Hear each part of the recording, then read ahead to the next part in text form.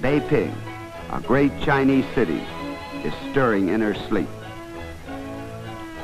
Here, away from the main business section, are the hutongs, the walled alleys where the people live.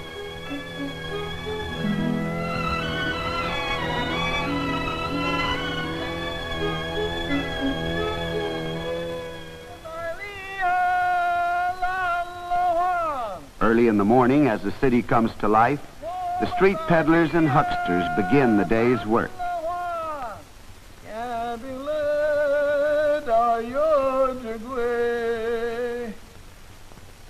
Each type of vendor has his own distinctive street song, accompanied by a rhythmic beat on wood or metal, sometimes a drum or bell. From behind the walls, housewives and servants recognize the calls and come to buy. Peddlers provide everything that a household could possibly need. There are water sellers and shoe repairers, candy vendors and cotton cloth salesmen, scissors grinders and newspaper sellers. A visitor to Beiping would never know what life was like behind these walls unless he were invited to the home of a Chinese family. Who would guess that behind this wall there was a lovely garden where children were at play? This garden belongs to Dr. C.F. Wu, a biology professor, and his wife.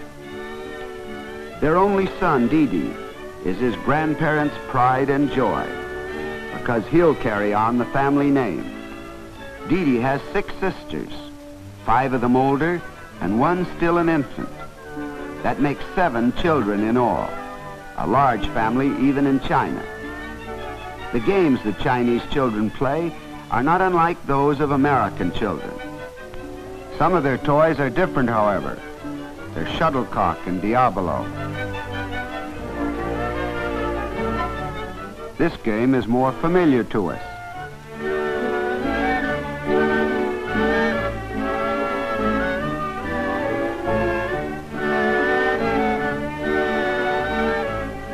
But children in China go to school too, if they're lucky.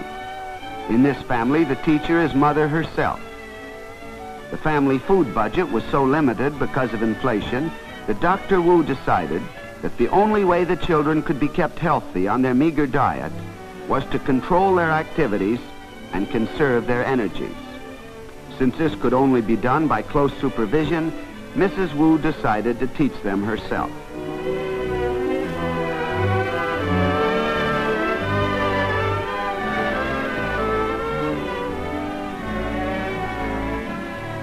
Yu Mei, the eldest girl, has become expert in using the abacus.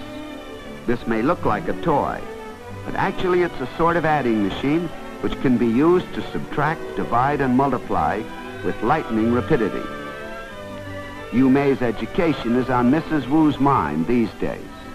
She's taken the girl as far as she can. It's time now for Yu Mei to go to a regular school, but that costs money, and the Wus have little. If arithmetic in China is easy, learning to write is extremely difficult. There's no alphabet, and each word is represented by a separate and complicated design called a character, which has to be memorized down to every last curlicue. To read a Chinese newspaper, you have to know from 5 to 10,000 characters. A well-educated Chinese knows about 15,000. It's no wonder that scholars have always been the most respected people in China. In addition, children study other languages than their own. The most popular language is English.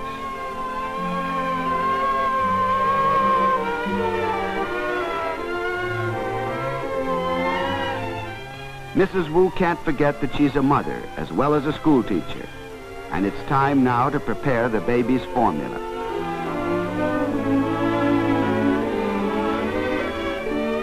Yes, Mrs. Wu is a busy woman, and naturally she's grateful that she has a cooperative son.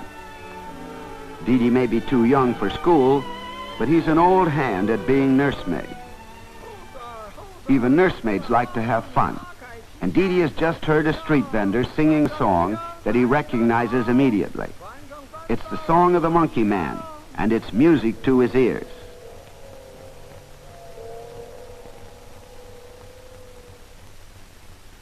He can't wait to break the news to Mother, thereby throwing the classroom into a state bordering on chaos. The school teacher knows when she's late, and class is dismissed.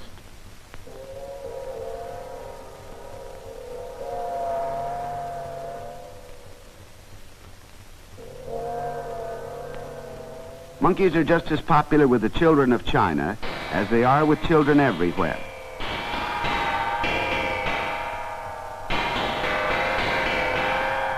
This one has obviously been to the Chinese theater, and notice that Chinese actors wear masks.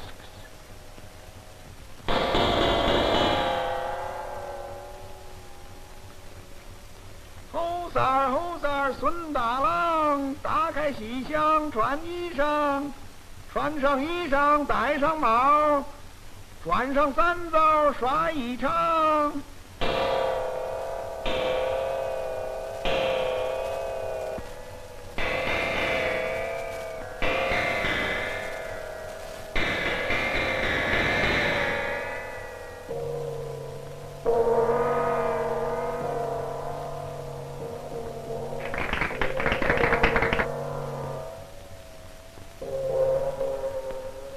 Suddenly, Yu Mei remembers something.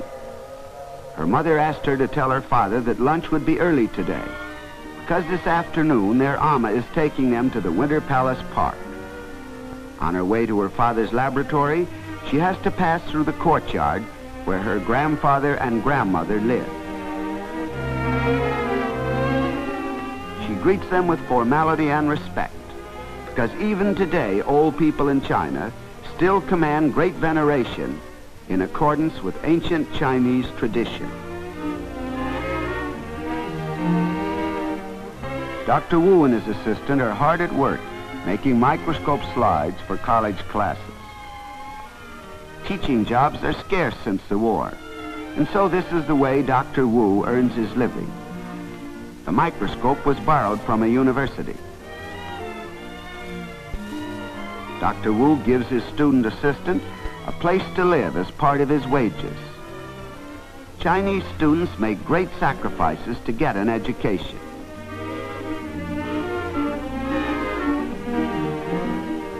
Meanwhile, lunch is being prepared. Turnips are more plentiful and cheaper than most vegetables in Beiping, and consequently are part of almost every meal.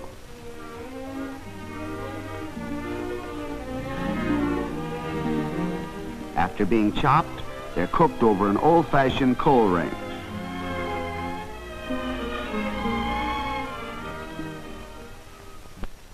There are no modern conveniences in Chinese kitchens, often not even running water.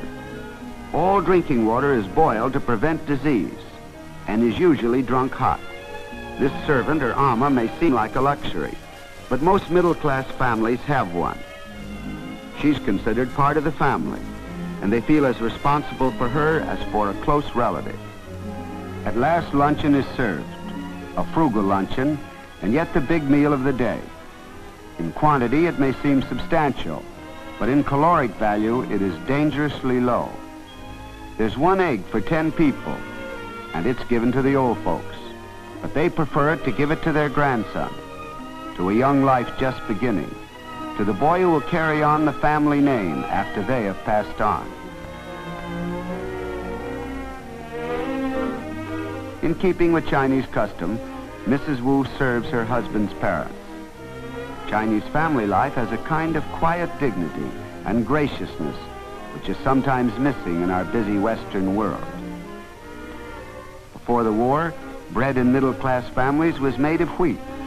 But now almost everybody eats wo-wo-to, the cornbread of poor Chinese peasants. Even in good times, meat was used mostly for flavoring. Now, there's no meat at all.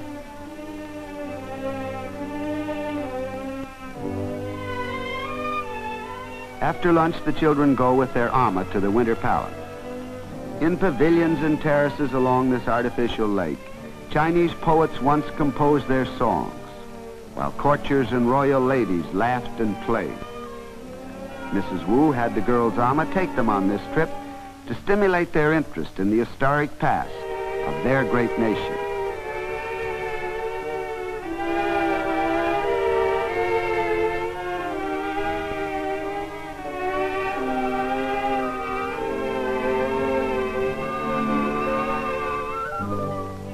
But the girls are interested in the present, too, in the life that is going on around them, in short, in anything that's alive, even if it's only ornamental goldfish and carp. Curiously enough, some of these fish have been alive a good while. Some of them are almost a century old. Though they began life as the pets of emperors and princes, they have passed into the hands of the common people, reflecting in their way the story of China itself, ancient and modern.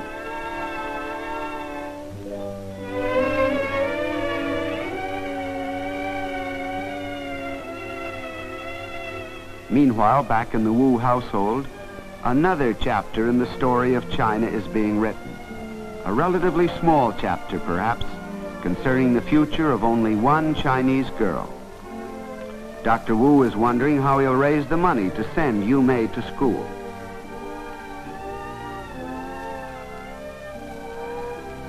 He considers selling his Phi Beta Kappa key and the fraternity key he received at an American university. But they would hardly bring enough. Mrs. Wu has a better idea: her jewels. Most middle-class families in China had to part with their most cherished possessions in order to live during the war, and the Wus have only a few left. It's a big question. They may need these jewels later on to sell for food.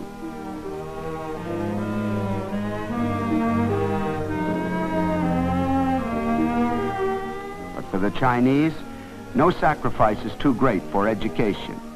They prize it traditionally, but also because they realize its importance for their nation's future. They prize it in a way that we can never understand. We take it for granted.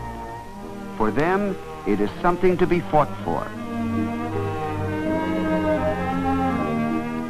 Bedtime comes very early for the girls, as part of Dr. Wu's plan for conserving their energy.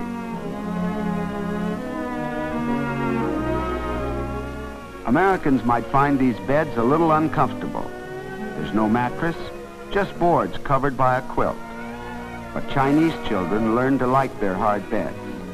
In fact, some Chinese students who visit America complain about the softness of our beds and prefer to sleep on the floor. The mosquito netting is necessary in Beiping because the malaria mosquito still exists there.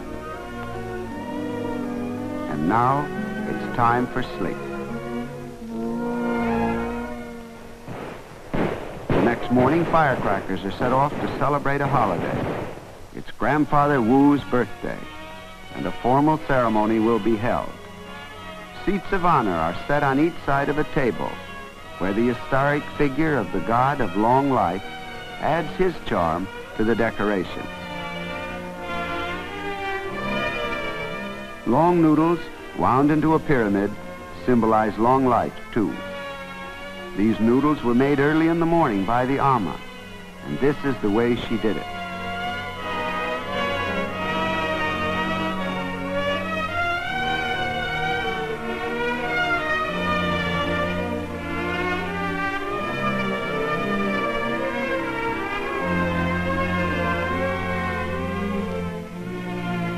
Long noodles are as important to a birthday party in China as a birthday cake is to us, and just as much care is taken in their preparation. Later on, these noodles will be cooked and eaten.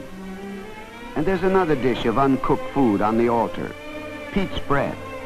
Bread that's been molded and colored to look like peaches.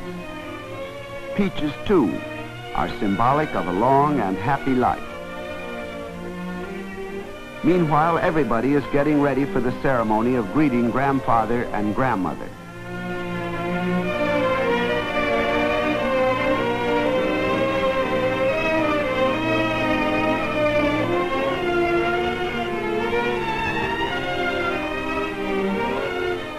The Ama helps the younger girls fix their hair.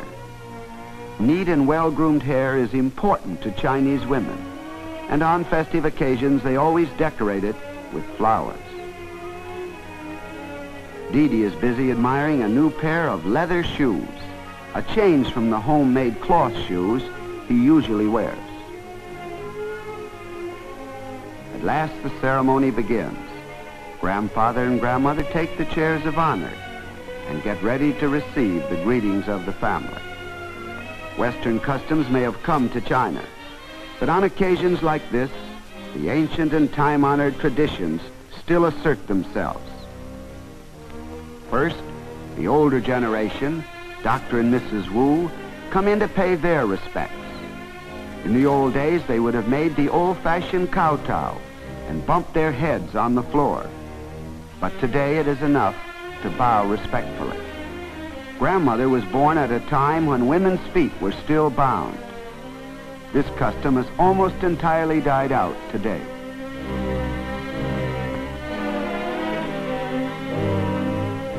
And now the next generation, the children, pay their respects. Dee Dee is on his own for the first time. Last year he did it this way. Even babies pay their respects on a grandfather's birthday. That afternoon, Grandfather, who was obviously in a holiday mood himself, decides to give the girls a treat. A treat in Beiping usually means an outing. The trip today will be to the Temple of Heaven, the most beautiful example of religious architecture in the whole of China, and another monument to man's belief in a power beyond himself, no matter what his creed.